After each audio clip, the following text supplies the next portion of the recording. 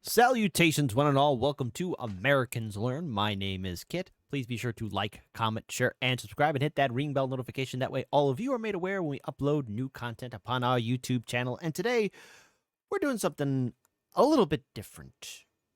We're going to travel to another side of the world. We're going to go on a vacation. Now, for those of you who don't know, if you go on Instagram and you see a celebrity or model or influencer, I think mostly influencer, I think that's the proper way of saying it. You see them go to Dubai, there's a lot of problems there. Now, I can't say them because of, well, I don't want this video to be taken down, but there's a lot of trouble in Dubai, you know. But apparently, this video that we're checking out is from Adam Something, which is titled, Dubai is a Parody of the 21st Century. Okay, well, by the way, if you've been to Dubai or you have heard your fair share of some horror stories in Dubai, type if you got if you want to in the comment section below. We'd love to hear it. But without further ado, grab yourself a tasty snack and a tasty beverage. And also, the original video will be in the link in the description box below. So please support the original content creators. Why? Because we here at Americans Learn believe in supporting the original video. So do the right thing and be a hip, cool cat. But without further ado, let's get our learn on and check this out. Dubai is a parody of the 21st century. So let's check it out in a 3, a 2, a 1. When we hear the word Dubai, most of us picture towering skyscrapers, immense wealth, police with Lamborghinis, 7-star hotels, with the absolute cream of society inside them. Also the Palm Islands, the World Islands, the Burj Khalifa, the Burj Al Arab, futuristic symbols of incredible wealth. And so in light of all that, I'm here to make the case that Dubai, the Emirates, and the Gulf countries in general are one of the worst places on the planet. Now this is a rather bold... I've read my fair share of articles. I've heard the stories. I've heard the nightmares. It ain't all cash money. I think we've all heard the stories, especially with the Instagram pictures. If you see your favorite model go there, just remember something nasty probably happened. Bold claim, I realize, but it's one that I can substantiate fully. So let's take a look at what's really behind the glitz and glamour, the true face of Dubai and the Gulf countries. To better understand what's going on in a place like Dubai, first let's talk about Romania. In the decades following World War II, Bucharest, the capital, came to face the same problem as many Eastern European capitals did at the time. As urbanization increased and huge residential areas were built out, the need arose for new, high-capacity public transportation. And so Nicolae Ceausescu, the dictator of Romania back in the day, gave out the order to construct a metro line. And so the engineers created a line proposal and presented it to him. And then Ceausescu was like, "No, I will design the route personally." And so the former shoemaker assistant, who also called himself the genius of the Carpathians, I am not making this up, sat down and redesigned the entire metro line to have it run along the river underneath. Yes, along. But Nicolae Ceausescu's wife, Elena Ceausescu, a former textile factory worker, also got her fair share of planning. Reportedly, when the planners presented the final version of the metro line to the Ceausescu couple, Elena Ceausescu reportedly asked why the metro would stop inside the inner city at Piața Romana, inquiring what kind of factories there are. The planners told her there aren't any factories, but there is the Bucharest University of Economics where there are lots of students. Hearing that, Elena Ceausescu reportedly said, "Students? They've gotten fat. They grew a belly. They should walk. No station at Romana. Let them walk." Jesus, she sounds like an awful person. Ugh. Can you imagine being married to that? What a nightmare. And so, since Nicolae Ceausescu added nothing to that and nobody else dared to oppose his wife, the station was axed from the plans. But of course everyone outside of the dictator power couple knew that this was fucking stupid. And so the engineers, having enough foresight, decided to build the station in secret, banking on the fact that they would need to build a station there anyway due to future public pressure. And they were correct. The end result was this ridiculous and dangerously narrow station, since the engineers couldn't build a normal station hall, since they had to disguise their little secret project as regular tunnel boring. And so the moral of the story is, smooth brain dictator plus construction equals dumb shit. And Yeah. Yeah, and they don't look that bright anyways. boy, what a perfect segue this is to the video's actual subject, Dubai. Oh, here we go. The city of Dubai is a fucking joke. It's a tasteless parody of everything wrong with modern humanity. And so why do I say that? Let's go through it, shall we? Now, in my video about skyscrapers, I have already talked about the Burj Khalifa. It's a big dumb tower of glass and steel stuck in the middle of the desert, serving no other purpose than a petrodollar-fueled dick measuring contest. And the building even has its own poem about itself. I am the power that lifts the world's head proudly skywards, surpassing limits and Oh my god, this is such an ego, man. Rising gracefully from the dead honor. What? I am the life force of Ugh, come on. I am the magnet that attracts the wide-eyed tourists. No. I am the heart of the city.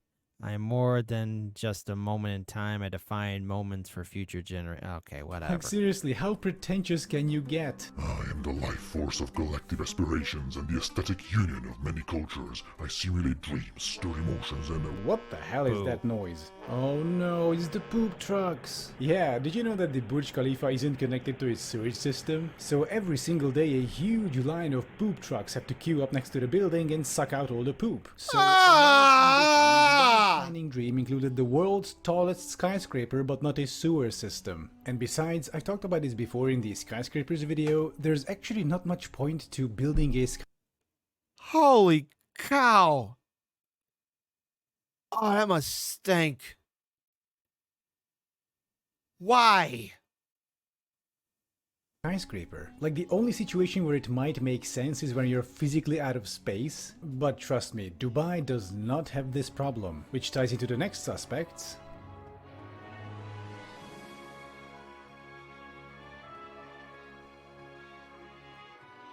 Dubai's Palm Islands are the OG symbols of the city. The construction of the first one, the Palm Jumeirah, started in 2001, if you can believe that. And according to Google's satellite images, it's still not finished, it's still getting built out. And just for good measure, let's take a look at what they actually built here. I mean, these things do look nice from space, but what are they really, from up close and personal? Well, the stem is an 8-lane urban freeway, and the leaves are just individual suburban streets. Oh, and there's also a monorail. I would not want to live there. It looks tacky, gross, and terrible. And while, yes, people would say, but the houses look... No, it doesn't. No, it doesn't. And like I said before, I've heard of my fair share of horror stories in Dubai. It's the last place I want to go. Rail in the middle. Oh, and between The Point and Nakheel Mall, there are no stations. So then, how do people living on the leaves get on this thing? What? Well, it's a rhetorical question, of course. Just like the real suburbs in America, this thing was built around cars. And the second palm, the Jebel Ali, will be more the same. And then there are the World Islands, of course, which are just a complex of tiny islands for the ultra-rich and their villas. And oh my god, this looks outright post-apocalyptic, Jesus Christ. Oh, and there's a third palm under construction if the two weren't enough. Oh, and by the way, the sand they use for the palms is not desert sand. They can't use it because the grains are too big. Instead, they have to get the sand from the seafloor. And they achieve this by sucking it up with these big tanker ships. And also annihilating acres of marine life in the process. Oh, and by the way, these palm islands were built on top of natural coral reefs, which they just ended up basically burying. Oh, and according to NASA measurements, all these islands are sinking at a rate of 5 millimeters per year. And by the way, have you heard about this thing called the rising sea level?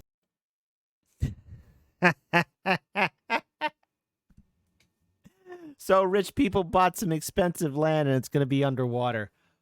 I love it. Brilliant. I love it. I love it. And I encourage all of you to laugh too. That's the funniest thing I ever heard. They probably spend like hundreds of millions of dollars. And now maybe I'm overshooting it, but come on. You're going to buy that property? It's going to go under. It's funny. It's funny to me. It's funny. According to the Environment Agency Abu Dhabi, under the most severe climate change scenario, nearly all of Dubai, including the Palm Islands, would be underwater. Alright, so let me get this straight. You had all the money and power in the world to create anything, and you have paid money to annihilate a coral reef to build a sinking suburb on top of it. Perhaps I treated you too harshly. And here's the kicker about these islands. That's right, I'm still not done. Why Okay. build them on the sea to begin with? I mean, you have the desert. You have all the space you will ever need. So why not just build the palms inverted into the land? You know, having the actual body of the palm not out of sand but out of water. It would look just as impressive from space, and it wouldn't even demolish all the aquatic life. Hang on a second, they did That's a big brain idea. I like that. That's a super sweet power move. Dude, you should be given absolute power.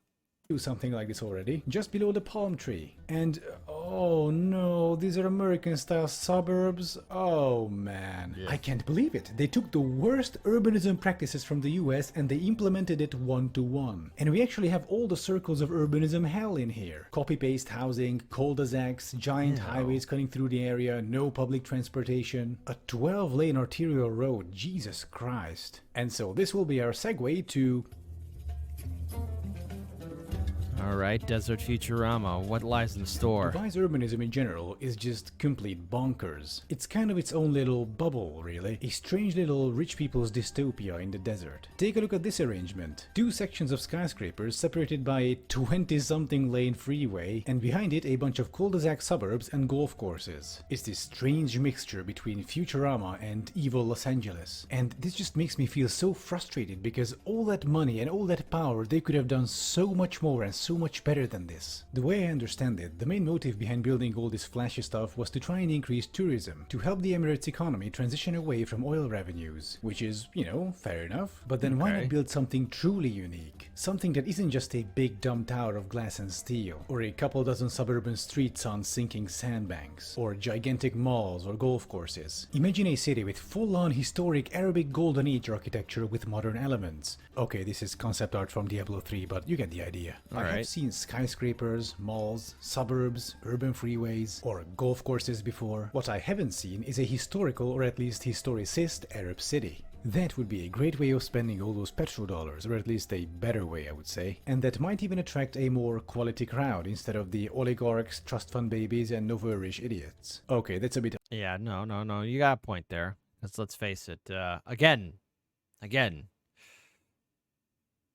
always raise an eyebrow when you find out that your favorite influencer decides to fly off to Dubai. Just somebody's paying for that trip, and that trip ain't free. Just throwing it out there.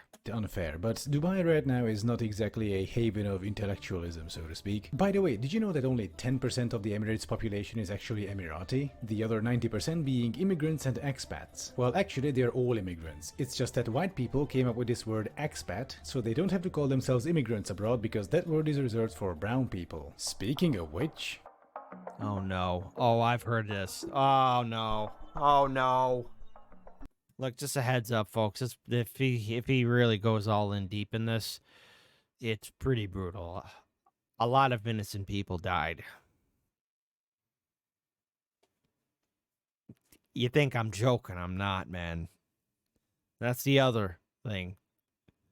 A lot of human rights were broken. And this right here is my biggest problem with Dubai, the Emirates, and the Gulf states in general. All that luxury, wealth, and opulence you see all around you in Dubai rests on a mountain of human tragedies. Poor people from third world countries such as India, Pakistan, and Bangladesh are lured in by work agencies promising high wages and stable employment.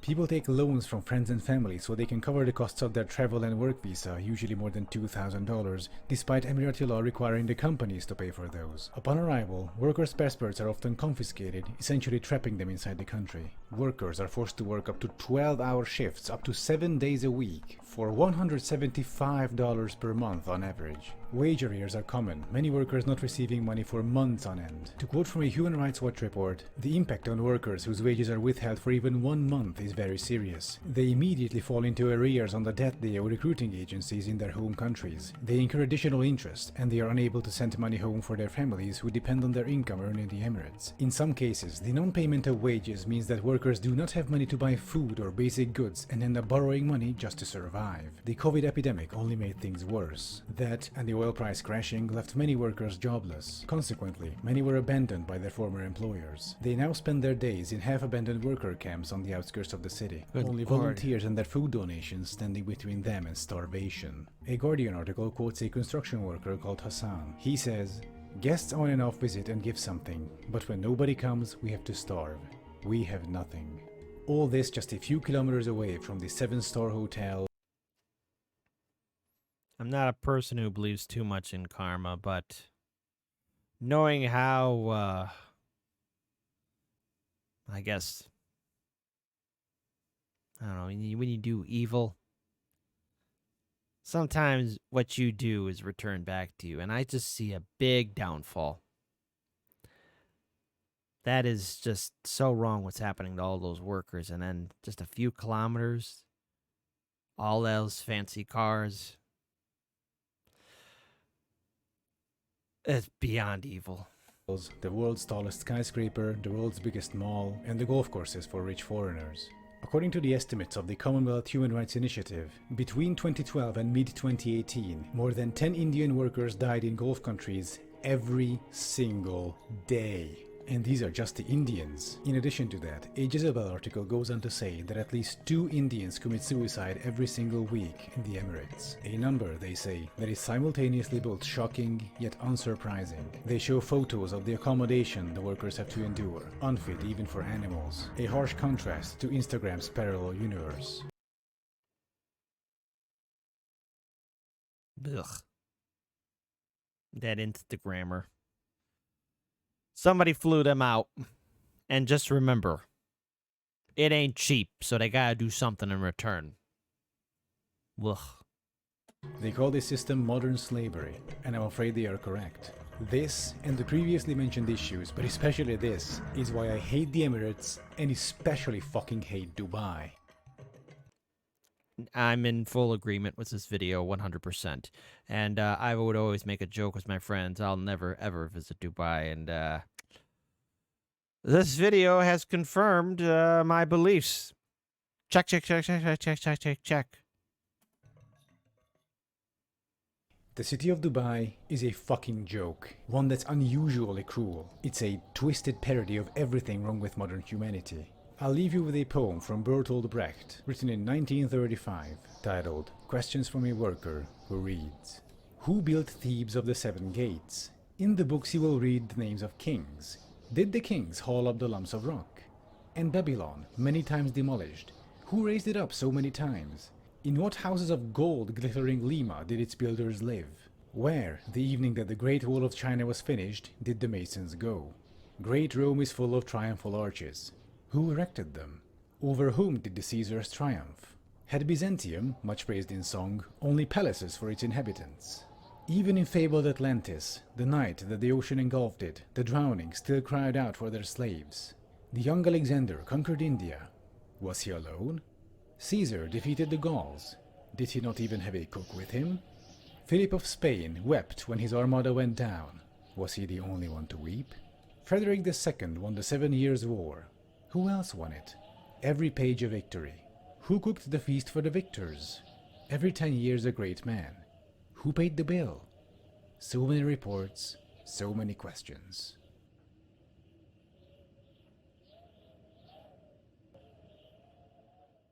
Very haunting. Thank you for watching.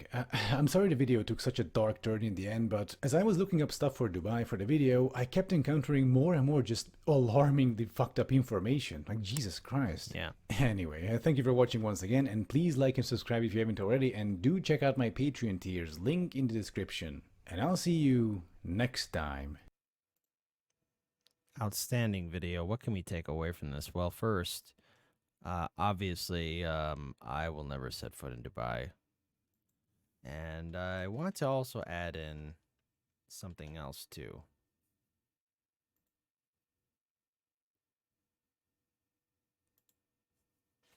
There's a poem here. Perfect. I think this perfectly also could represent Dubai. I met a traveler from an antique land who said, 2 vast and trunkless legs of stone stand in the desert. Near them, on the sand, half sunk, a shattered visage lies, whose frown and wrinkled lip and sneer of cold command tell that its sculptor well those passions read, yet which yet survive, stamped on these lifeless things, the hand that mocked them, the heart that fed, and on the pedestal these words appear. My name is Ozymandias, kings of kings. Look on my works, ye mighty, and despair. Nothing beside remains, round the decay of the colossal wreck, boundless and bare, the lone and level sands stretch far away. Percy Shelley, Ozymandias, 1819 edition. Well, I'll never go to Dubai. I don't know about you guys. There's other places I'd go, but not there. What'd you think? Type your thoughts in the comment section below. We do appreciate all of you helping us build up this channel here on Americans Learn. So there you go. But also, please be sure to support the original content creator, Adam Something. It's the right thing to do. Be a hip, cool cat and do the right thing and support the original content creator. So without further ado, take care and be kind to each other.